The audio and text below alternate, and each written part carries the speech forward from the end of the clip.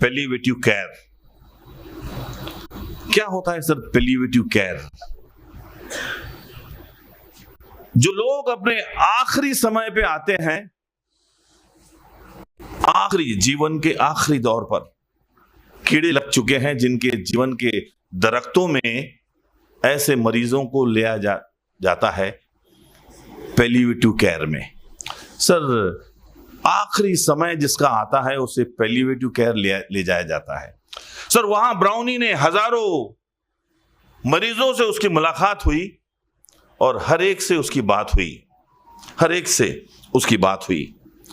वहां कौन से लोग आते थे? वहां बड़े छोटे, खड़े खोटे, कुछ फिल्मी हस्तियां, कुछ बिजनेस टाइकून, कोई आईएएस ऑफिसर, कोई बैंक के कारकुन, ठेकेदार, हवलदार, चौकीदार। अरे कई तो बैंकरप्ट थे और कई धनी थे, अरबों के व्यापार के। अमीर गरीब वहां आते थे, मरीज हर प्रकार के। सभी की आंखों में आंसू और भारी भारी मन थे, मगर उनके पछतावों में 5 पछतावे कॉमन थे। 5 पछतावे हर एक के। ब्राउनी ने बात की सभी से, सभी के पछतावों की लिस्ट बहुत लंबी थी, लेकिन ये 5 पछतावे सभी कॉमन थे। तो बस सर आज हो सकता है सर उन 5 पछतावों में से 1, 2, 3 कुछ पछतावे आपको भी होंगे। तो बस मैं आईना दिखा रहा हूं, आपके भविष्य का मैं आईना दिखा रहा हूं, और बस केवल वो 5 पछतावे आपको गिना रहा हूं। तो सर नम आंखों से शुरू करता हूं कविता। पहला पछतावा, काश मैं अपनी जिंदगी अपने तरीके से जीता। लोक लाज, रस्मों रिवाज, ऐसा करूंगा तो क्या कहेगा समाज। अरे उन्होंने जैसा कहा मैंने वैसा किया, जैसी रखी थी मुझसे उम्मीद मैं वैसा ही जिया।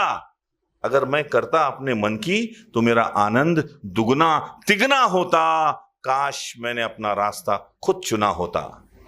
आज जब घेरे हैं मुझे अंधेरे के साए, जिनकी मैंने परवाह की वो कमबख्त मुझे देखने भी नहीं आए। अरे उनकी परवाह मैंने ना की होती, काश मैंने अपनी जिंदगी अपने तरीके से जी होती।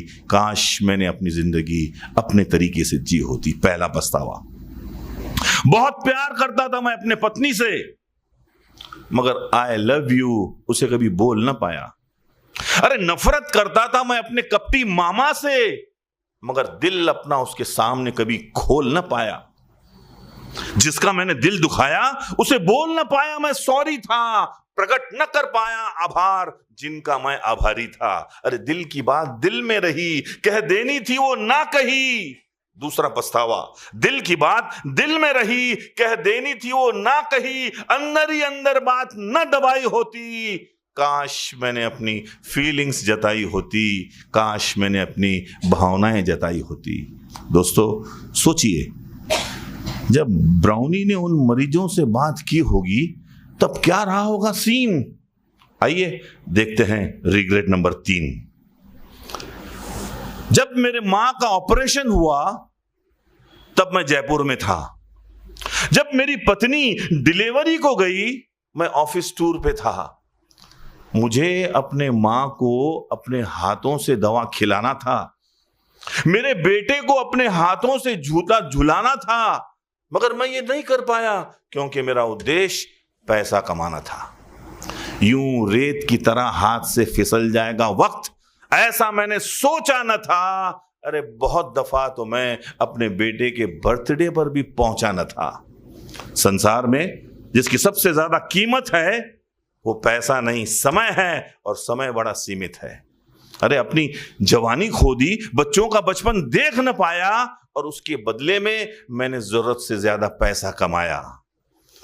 जो सुनहरा वक्त मैंने पैसे कमाने में बिताया, वो सुनहरा वक्त अपने परिजनों के संग बिताया होता।